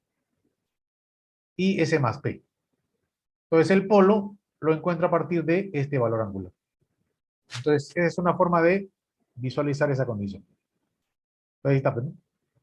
Por ahorita hace la proyección del polo dominante, acá ubicas el 0 y encuentro este polo. Entonces, como tengo la magnitud de segmento, me falta M, sería entonces 2 raíz de 3 por la tangente de 57, 533. Pero ya está. Entonces, en el caso del polo, el polo, que estaría ubicado tomando como referencia esta posición, sería 3 más 5,33. En otras palabras, sería 8,33. Y ya tengo el compensador, pues, es decir, por lo tanto, el compensador a diseñar sería, en caso C, el 0, que ya está fijado, y el polo, que sería S más 8,33. Entonces, con esto lo único que faltaría es encontrar la ganancia. Ok, la ganancia. Y eso lo hace con el criterio de magnitud. Entonces, criterio de magnitud, el módulo tiene que ser igual a 1, evaluado en uno de los polos dominantes. Entonces, haces el despeje de 10kc, reemplazas en los respectivos, etcétera, etcétera, los módulos, y encuentro la ganancia del compensador. Ya me bien fácil. Es bien sencillo. Este es bien sencillo. Entonces sería 3, S más 3, etcétera, etcétera. ¿No? Etcétera, etcétera. Y con esto tienes a tu compensador. Entonces, proyectar en los polos dominantes el polo o el 0. ¿Ya? Yo te lo he mostrado aquí como el caso de aplicación de un compensador en adelanto, pero también se podría utilizar en el caso de un compensador en atraso, ¿no? Compensador en atraso. Entonces, en el caso de un compensador en adelanto, si este es el polo dominante, en la proyección, ubicas al 0 y encuentras el polo, o en el caso de un atraso, estos son tus polos dominantes, hagas uno de ellos, en la proyección ubicas el polo, y con esto ubicas el 0. Entonces, cualquiera de las aplicaciones puede utilizarse. Al momento de alguna evaluación, en el caso de ustedes, ese examen, yo les indicaría, ¿no? Cuál es el procedimiento a utilizar, para que no utilicemos cualquiera. Porque al final, si no hago esto, por ejemplo, profe, ¿podría hacer algo como esto? Por ejemplo, estos son los dos polos de la planta, menos 2. Estos son mis polos dominantes, que era esto en menos 3 y J2 raíz de 3. ¿Podría ubicar, por ejemplo, por decir algo, el 0 en menos 2,5? Claro que sí, claro que sí. O sea, la idea es, entonces, este valor angular tiene que ser los 57 grados. Claro que sí, claro que sí. O sea, de poderse se puede, se puede. Como te decía hace un rato, de que hay infinitos caminos de diseñar un compensador. Lo que yo estoy buscando, al mostrarte, digamos, procedimientos de diseño, es para que todos tengamos, un segundito, la misma respuesta. Simplemente eso. Ya, para que todos tengamos la misma respuesta. Nada más que para eso. ¿Ok? A ver, vámonos con otro ejercicio. Ahorita el sistema sin compensar, sistema compensado. Ah, cancelación polo cero. Esta sí buenaza. ¿Ya? Cancelación polo cero. Por ejemplo, acá se te muestra una planta, que es la misma que usamos hace un rato, ¿ya? Donde se desea diseñar un compensador tal que el error estado estable para una entrada en rampa se reduzca al 20% de su valor. Error en estado estable para una entrada en rampa. Claro, se supone que tienes que utilizar el coeficiente estático de velocidad, ¿no? Y que el overshoot se reduzca al 60% de su valor. Esto ya lo conocemos, ya lo hemos analizado. Entonces, se supone que el KV, ¿ya? El KV nuevo, dice, se reduzca al 20% de su valor.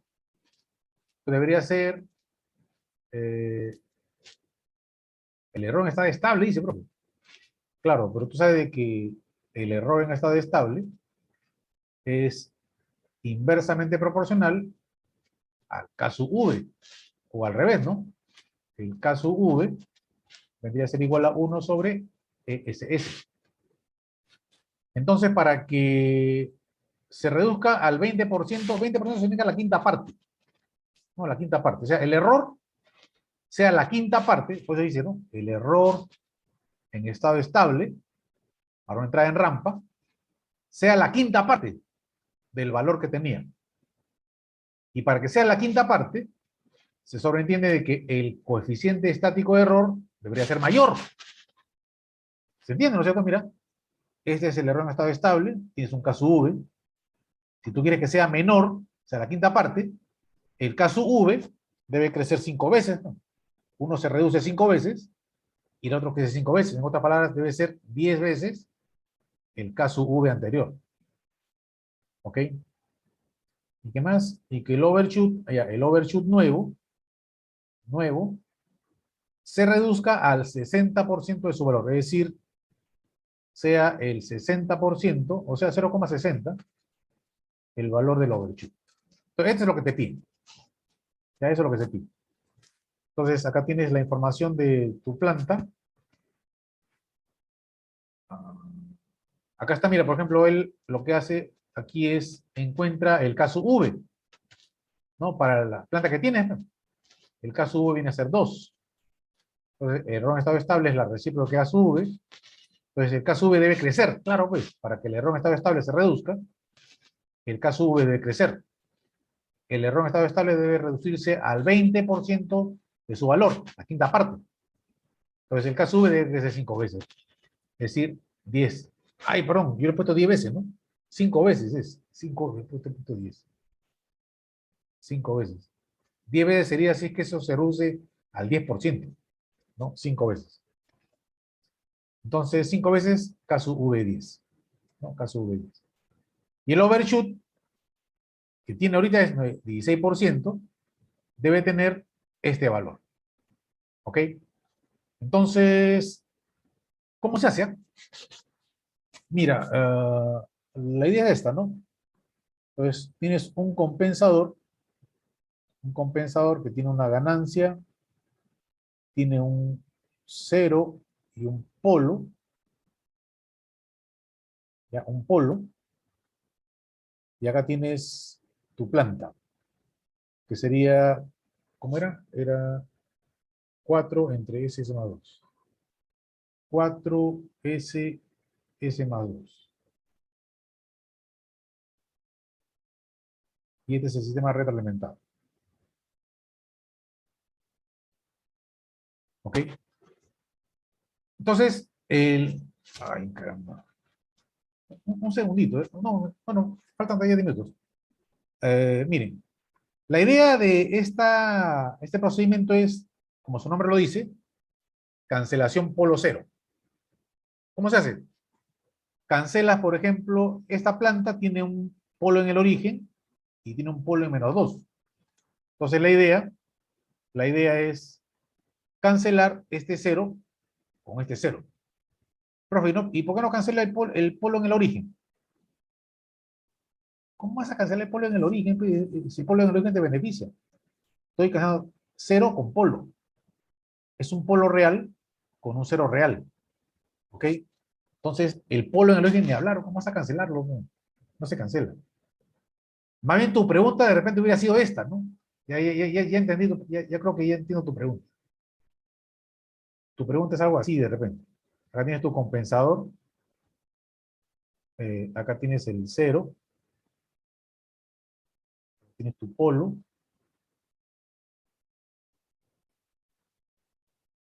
Y digamos que tu planta, vamos a asumir que tu planta sea esta, ¿no? S más 1 y S más 2.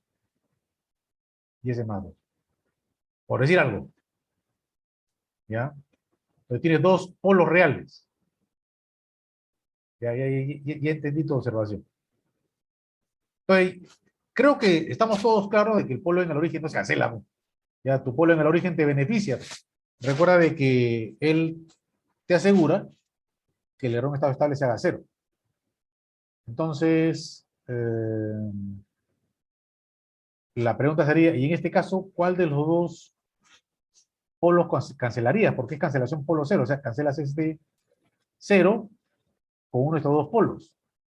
Entonces, tienes un polo en -1 y un polo en -2. Entonces, acá habría que utilizar un poco el criterio, ¿no? Y en función de qué cosa es lo que uno normalmente debería buscar. Yo, por ejemplo, cancelaría el polo en -1. ¿Y por qué? Porque si cancelo este polo, lo cancelo, me quedo con el polo que está en -2, que es el polo que está más alejado del eje imaginario. Y cuando un polo está más alejado del eje imaginario, es más rápido. O sea, el sistema se hace más rápido. Es decir, estoy cancelando, en otras palabras, el polo más lento. El polo más lento. Eso es lo que estoy cancelando. Recuerda que más cerca al eje imaginario, más lento. Entonces, eso es lo que estoy cancelando. Estoy cancelando el polo más lento. Entonces, tal vez esa era tu observación. Sí, esa era, bro, porque como eran dos polos, pues aparentemente en ese caso del ejemplo, solo hay una alternativa. Bueno, es que es verdad, ¿no? En el caso del ejemplo solamente hay una alternativa, pero si esto hubiera sido el ejemplo, entonces acá tienes dos polos reales. Entonces, este 0 tendría que cancelarlo con otros dos polos, 1. Ahora la pregunta es, ¿cuál? ¿Y por qué? ¿No es cierto? Entonces, usando yo el criterio, diría, cancelo el polo que está más cerca al eje imaginario, porque es el polo más lento. Y ese sería mi criterio. Ahí está muy bien. Entonces, eso, por ejemplo, es lo que tú pondrías en el examen, ¿no? O sea, ¿cuál es la razón por la cual has cancelado ese polo? Entonces, si esa razón tiene validez, entonces se acepta, ¿no? Pues si no me pones, cancelo cualquiera de los dos, pero ¿cómo que cualquiera de los dos? Tiene que haber un criterio, tiene que haber una razón. Para hacer una cancelación polo cero, tiene que haber un sentido, tiene que haber un porqué. Todo tiene y requiere un porqué. Aquí nada se hace al azar, ¿no? No, que es el primero que he visto, pues, no, así no funciona. Tiene que haber un sentido y una razón. ¿Ok? Entonces, acá estará la condición del polo de cero. Sugerencia, hagan un cambio acá y trájenlo así, ¿no? Aquí S más Z y todo esto S más P. Entonces, la función de transferencia vendría a ser igual a 4K, sería S más Z, y el denominador ya no sería esto mismo, pues. Ya no sería esto mismo, sería S por S más 2, ya S más 2, que vendría a ser este polo, S más P más 4K, que es el numerador, 4K por S más Z, ¿no? S más Z. Entonces, sugerencia, cuando canceles, cancela de acá mismo, directamente de el diagrama de bloques. Pero también lo puedo hacer de acá. Ah, claro, también lo puede hacer de ahí. Lo haría de esta manera, ¿no? Entonces acá tendrías que cancelar este 0 con este 0 y con este polo. En este caso, esto vendría a ser un polo, ¿no? En este caso particular. Pero en el caso de la función de transferencia, es un 0. O la otra, aquí, ¿no? Simplemente es esto. Cancelas este con este. Bueno, aquí cancelo este polo, porque no hay otra alternativa. Pero ya te puse el caso en el cual sí existe la posibilidad de razonamiento, ¿no? Entonces acá sería S más P. Y esto me estaría quedando así, ¿no? Sería 4K entre S cuadrado más P por S más 4K, ¿no? Más 4K. Entonces aquí la cosa se hace más sencilla. Ya en el caso anterior había el alfa, no, un factor A. Olvídate eso, ¿eh? Olvídate del alfa A. No te compliques. Y esto que está acá debería cumplir con la condición del S cuadrado más 2 veces la atenuación por S más el omega n cuadrado. Entonces, lo que te pido es analiza este ejercicio con esa condición.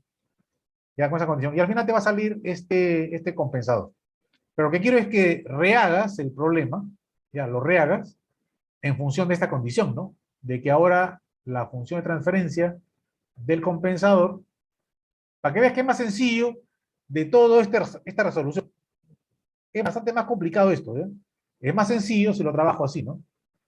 Ganancia del compensador, S más Z y S más P.